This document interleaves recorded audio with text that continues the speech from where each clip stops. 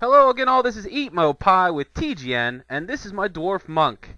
I want to talk about the Windwalker DPS spec briefly before my scenario, so that you'll have a grasp of what I'm trying to do rotation-wise, and some of the abilities that I'm using. First of all, I'm not talking glyphs, I'm not talking talents. I'll put a link in the description so you can go and check out my build. Anyway, when you spec Windwalker, you get a few things. The first thing you get is combat conditioning, and what it does is it allows you to put a dot on your target when you hit them with blackout kick from behind. Another ability you get is Tiger Brew. You can pause it and read what that does. Basically, every time you spend 4 chi, you gain a stack of Tiger Brew, and it's a DPS cooldown. Last but not least, you get Combo Breaker. It's the Windwalker Mastery. It gives you a chance on hit to make your next Tiger Palm or blackout kick cost no chi. Okay, let's talk Windwalker stat priority. Hit and expertise. Number 1, hands down, most important. If you're missing with a jab, you're completely screwing up your entire DPS rotation. You're not gaining chi, you're not doing anything, you're just sucking. So hit and expertise to close to the cap, and then everything is up for debate. Mastery seems to be equal to haste. I have tried stacking all of them. I've tried every different type of reforge I can think of, and Mastery seems to be almost exactly the same DPS overall output as Haste. So we're going to need more theory crafting. I can't say for sure which is better, so I'm going to say they're about equal, and they're definitely better than Crit. Okay, here's a brief Windwalker rotation. It's very simple. Rising Sun Kick, use it on cooldown at your highest damaging attack. Keep Tiger Palm buff active. Try to keep it active 100% of the time. It's 15% armor penetration. Fist of Fury is your next highest damaging attack. It's a 25-second cooldown. And then you use Blackout Kick as your filler. The dot stacks now when you're behind your target, so it's okay to just pretty much spam it when you have the chi to do so. Use your cooldowns wisely. Try not to waste chi. When you're getting to the end of a fight, try to prepare 3 chi so you can use your Touch of Death, because it's a big DPS increase, and it's very helpful for your raid or party. And that is just a brief overview of Windwalker DPS. I'm not going to get more in depth with it. There is more to it. You can throw in Flying Serpent Kicks when your energy's starved. That's going to increase your DPS. Proper cooldown usage is very important, but it's all things that you need to actually play the class and get a feel for it and understand why you're doing these things. It's hard for me to explain it 100%. But anyway, this is Arena of Annihilation. This is another new scenario, and this one's pretty fun. It's very fast. This is hands down the fastest of all of the scenarios I've tried. Okay, Arena of Annihilation, this is very much like Beasts of Northrend. You stand there, you ring a bell, or you talk to the guy, and they start sending in mobs for you to kill. And it's one boss after another after another. There's no trash or anything like that. You can see my group consists of 3 monks. I have a Mistweaver, I have a Brewmaster, and I'm the Windwalker, so we have all 3 specs.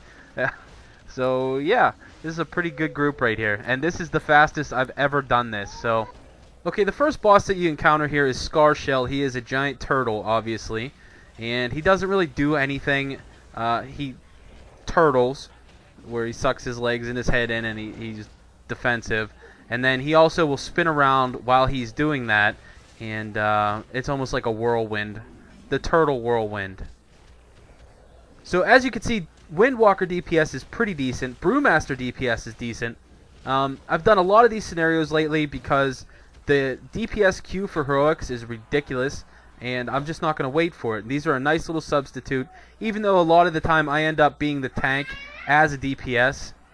Now, I don't want you to think that Windwalkers are overpowered, because they're absolutely not. There are a lot of classes out there that have the ability to do much better DPS than a Windwalker. Warlocks, Frost Mages, Warriors are pretty damn good. Ferals look real good. But I have been playing a Windwalker. I have 3 level 90 monks. I've played a lot. I have leveled up a lot of characters on the beta, just practicing to get my world first. So I have a very good grasp of what buttons to hit and when to hit them, and that is why my DPS generally is higher than most of the people that I'm playing with.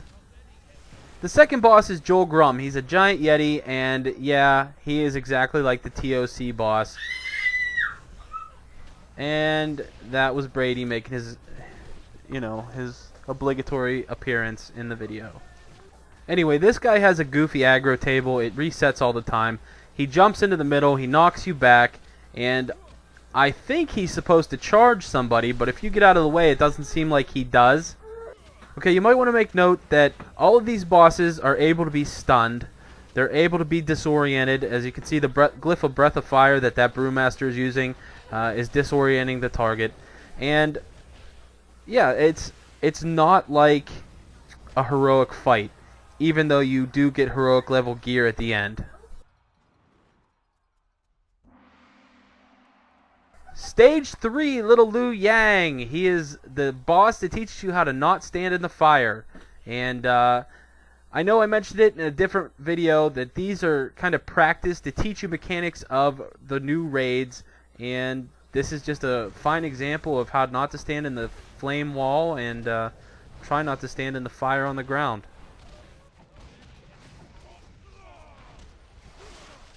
Anyway, it is possible to kick his fireballs, but for some reason we just don't. We just let him keep casting. He doesn't really do a ton of damage, and the only way you can really die in this fight is if you were standing in the fire and then stood inside one of his flame walls. You'll see he does that ability in just a minute. So fairly self-explanatory. Don't stand in the fire, because you actually could die if you did for too long. So I just roll out, and you can see I'm using my Spinning Fire Blossom. It's not a huge DPS thing, but if you're on the move, this is pretty much going to be the way that it looks when you're trying to get out of the fire in a raid. If you want to keep your DPS going, you can use your Spinning Fire Blossom as long as you have a little bit of chi stacked up. Now generally when I see a target get under 1,000,000 health, I start trying to generate chi so that I can use my Touch of Death. It costs 3 chi, and once the target gets to below your maximum health, you can use it and it will instantly kill them. And we got a little achievement for not staying in a fire, so that's nice. Good job, everybody. Stage 4, Ring the Gong, and then Chagon Firehoof comes out, and you actually have to fight his yak and him. This is a fairly easy fight. They do have a little bit more health than the rest of the bosses because you're killing 2, but it's still fairly easy, especially when you have a tank to help you out. Because this is the first time I've ever had a tank other than me going into a scenario as tank spec. So yeah, just to give you an idea of what you're going to be looking at, it's generally 3 DPS. Once in a while you get a healer in there, but most of the time it's just 3 DPS. So there really are no mechanics to this fight. Chagon or Shogun Firehoof is he's a warrior type mob, and he has flaming axes, and he'll do a blade storm, but he can be disarmed. And his yak is yakety yak. He doesn't do anything at all. He just stands there and gets a beating.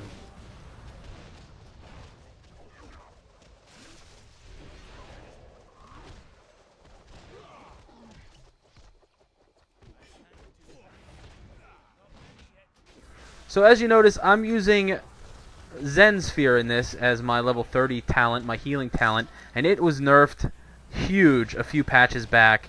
It went from doing 30,000 damage a tick and critting for 50 or 60,000 to doing 8,000 damage a tick and healing me for between 5 and 6,000.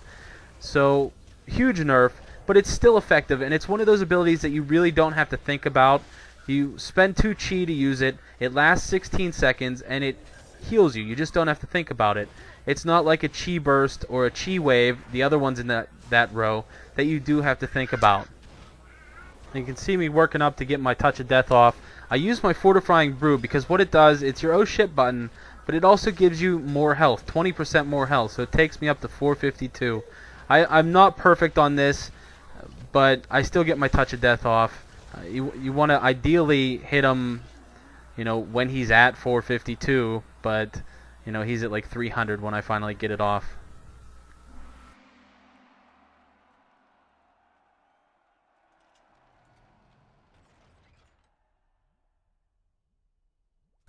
Okay, final stage, and this boss varies. I've seen 2 different ones. I think there's more than that. The boss that we get is Mackie Waterblade, and he is very roguelike. It's just tank and spank until he gets to about 30%, and then he does a little whirlwind where he pulls you in and blows you out, and it's really unavoidable, but you can still kind of do damage to him. And once that's over, it's pretty much the end of the fight.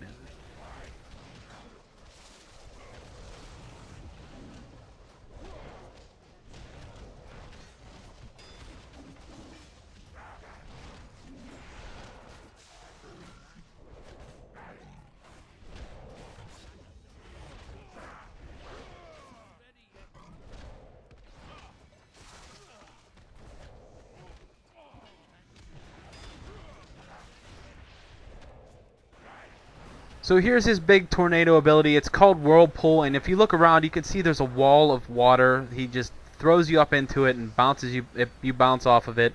It's actually a really neat looking ability, and I don't know if this is going to be a raid mechanic or what, but I kind of like it. Okay, he starts getting low. I start saving my chi, and bam, touch of death.